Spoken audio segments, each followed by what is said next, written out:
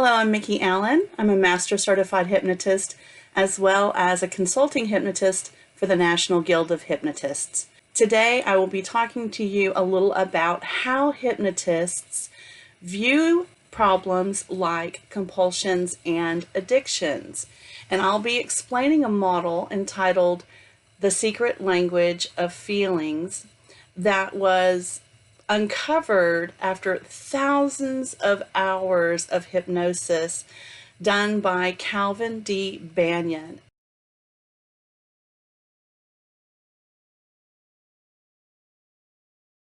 I'll also be talking about how your emotions can cause you to have feelings of a compulsion that actually have you behaving in ways that perhaps you wish you were not. For example, feelings like frustration or boredom or anger or guilt, or feelings that you may not even be aware of on a conscious level can actually be causing you to, say, smoke or drink or eat, and this is called a drive. So let's learn more about how this works. Let's begin. So we're going to be talking about feelings, and this graphic represents you when you're feeling bad. Maybe you're sad or mad or otherwise feel bad.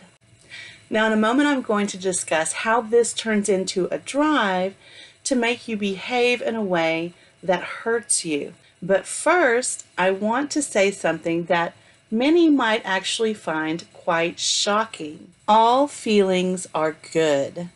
All feelings are there to help and guide you, but no one ever took the time to explain the good aspects of every feeling, even the uncomfortable ones. When I use the term feel bad, I don't mean that you're bad or even that the feeling is bad. Rather, I mean that you are in a situation of feeling emotionally distraught or uncomfortable. You're in some kind of emotional discomfort. You may be bored or sad or even tired or lonely.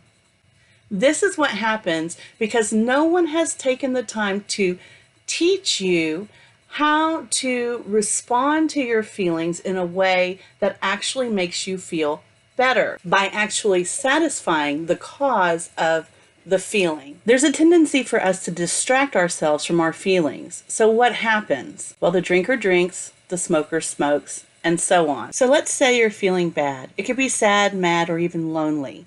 But we're going to call it our primary feeling because we know it's a feeling of discomfort. When we're feeling bad, we turn to our distractors of choice. It could be smoking, shopping, and even behaviors like exercising or working too much can be distractors. Let's say you're feeling lonely and you decide to distract with a cigarette. The problem with this scenario is there's nothing that you could do that's any kind of distractor that could have any effect on what's causing you to feel bad. In fact, distractors only momentarily take your mind off of the problem or the feeling. They cannot get to the root, and therefore there is no satisfaction.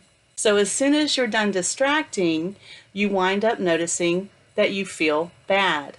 Now the distractor may help a little bit by calming your nerves or by making you not think about the problem for a little while. A distractor can be useful in that way, but often the distractors that we choose can have unwanted side effects. If you're distracting by eating every time that you feel bad, the unwanted side effect would be that you could gain a lot of weight, and that would make you feel bad too. Another unwanted side effect is that because your mind will remember that the distractor gave you momentary relief, when you feel bad again, it's going to want to go back to the distractor. So we feel bad, we distract, we feel bad. We feel bad, we distract, and we feel bad. This is where we get compulsion.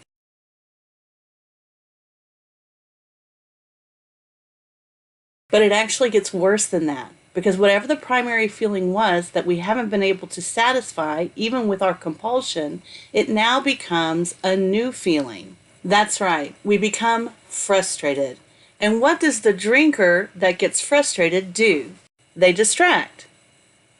You feel bad, you drink. You get frustrated, you drink, or whatever the distractor is. The reason you're frustrated is because you were using a distractor rather than dealing with the primary feeling or problem. The distracting cannot help you overcome the frustration because it was the distracting that led to the frustrating. Now, it gets worse than that because as soon as you're through distracting, you get frustrated again. If this goes on long enough, a new feeling comes up. Let's use an example here. Let's say that you're trying to take care of your loneliness by drinking. Eventually you see a pattern emerge and you realize that it isn't working, and so you become frustrated. As long as you keep trying to satisfy some need in your life, like successful relationships in this example, the frustration is going to keep going up and up.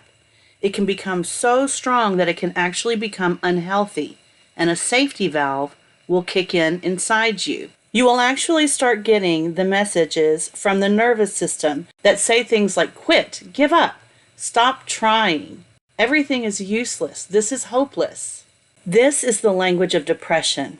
And gosh, what does the drinker do when they're depressed? What do smokers do? What do overeaters do? They distract. And there's nothing in the distractor that can have any effect on what's causing the depression. In fact, in this scenario, it was the distracting that led to the depression. So the distractor can't do anything about it, and you just wind up more depressed.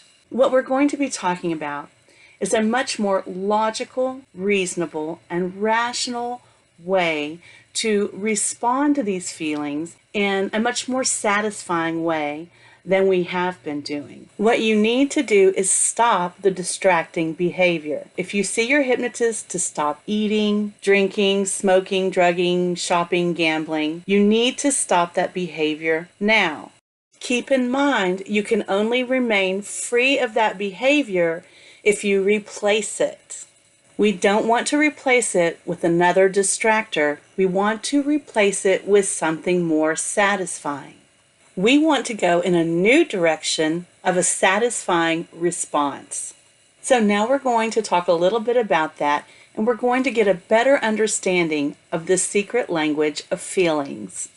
Mr. Banyan calls it the secret language of feelings because he met with many people in the helping profession, doctors, psychologists, counselors, ministers, people whose jobs are to help people through emotional times and through difficult kinds of problems. And he asked them, "What are feelings for?" And they would look at him in amazement. Most of the time, he could tell that they were trying to figure out the answer. Some of these people are the same people who would counsel you about your feelings and emotions. Some of them would even give you drugs or diagnose you because of your feelings and emotions. Yet they don't know what feelings are for. If he asked, "What are automobiles for?" they'd say, "Well, they're for transportation." If he asked, "What are vacuum cleaners for?" they'd likely say, "Cleaning the carpet or upholstery or what have you." They should have just as quick a response to "What are feelings for?" I'll tell you what feelings are for. They're there to help and guide you. Just like the lights and gauges that might be found on the dashboard of a car. For example, you might be driving along and your car needs oil. And so the oil light comes on and you feel pretty bad because you're like, "Oh gosh, I need to get oil for my car." But that's good because it motivates you to get oil for your car.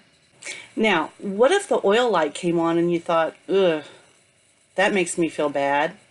I think I'll stop at Dairy Queen and get myself a nice ice cream sundae." It might be delicious, but it isn't going to get you very far for very long. Or what if your oil light came on and you thought, "Ugh, that makes me feel bad," and you just decided to stop at a bar and have a drink? That might take your mind off the problem with the car for a little while. But when you go back to your car and you turn it on, the oil light's going to come on again. And now you may start to begin to feel anxious because you're worried about whether or not your car is going to be functioning properly. That is what your emotions are like. They're just like the lights and gauges on the dashboard of a car. When you're not satisfying your wants, your needs, your desires in life, then you start to feel uncomfortable. That's what those emotions are for. They're there to guide you and motivate you. For example, Everyone is hardwired for a certain amount of challenge and growth in their life. And if you're not having those kind of experiences that are going to challenge you towards growth, then you will start to become uncomfortable and probably feel bored. So your bored light comes on, and you need to know what that feeling is so that you can respond appropriately. Remember, there are no bad feelings. So before you do the distracting behavior, you need to ask yourself, what am I feeling? You need to name the feeling. Now, if a light comes on and you don't know what it means, there's no way to fill the need. So it's important that we understand what our lights or feelings are trying to tell us. So name the feeling. There are no bad feelings, only unnamed feelings. As soon as you name the feeling, then you'll know what it's for, and then you can begin to figure out the cause. If the oil light goes on, you probably need to add some oil. If the temperature light goes on, then you probably need to add coolant, or there's something wrong with the cooling system. Once we get an idea of what the cause is, then we have an idea of what the satisfying response would be. A satisfying response takes care of the cause. So if you're low on oil and you put oil in your car, that's going to take care of the cause. So if you're feeling lonely and you make a new friend, that's going to take care of the cause, because now you'll feel included. And feeling included changes the way you're feeling. So you no longer feel lonely. So you have a bad feeling, or you're feeling bad. The light bulb comes on, or the feeling comes up, and that allows you to know what the satisfying response is. An example of feeling bad would be anger. The interesting thing about anger is that most people try to make us feel bad for being mad. Anger isn't bad. It's what we do with that anger that's either good, bad, or ineffective. The feeling of anger is just a signal, like the lights on a dashboard. Every time you've ever been mad, it was because you perceived that something in the situation was not fair. Either it was not fair to you, or to someone that you cared about, or even to something that you care about. For example, some people can get pretty angry if you are treating the environment in an unfriendly way. So what is the satisfying response? Well, this is interesting. First, you want to check and ask yourself, is this really not fair? And you think, well, no, I'm just sort of in a mood, or I'm tired and nothing would seem fair. Then the anger will subside on its own, and that would be a satisfying response. But if you ask yourself, is this really not fair? And you think, yes, it really is unfair that they're treating me or someone I care about in an unfair manner, then you need to do what you're supposed to do to make the situation fair. So you see, that's what anger is there for. It's to motivate you to do the things that you should do, or that you need to do to have a fair environment. A fair environment is a safe environment. And we as human beings thrive in a safe and fair environment. Now, what do we do if we can't make the situation fair? And there you are, seething in your own anger. I mean, gosh, it could be about something that happened a long time ago, like you were bullied on the playground, or you had a relative that told you could trust them and it turned out that they weren't really trustworthy. Or someone who told you that they were your friend and treated you in a very unfriendly way. Now, you may still carry a little bit of anger inside of you. That's called a grudge.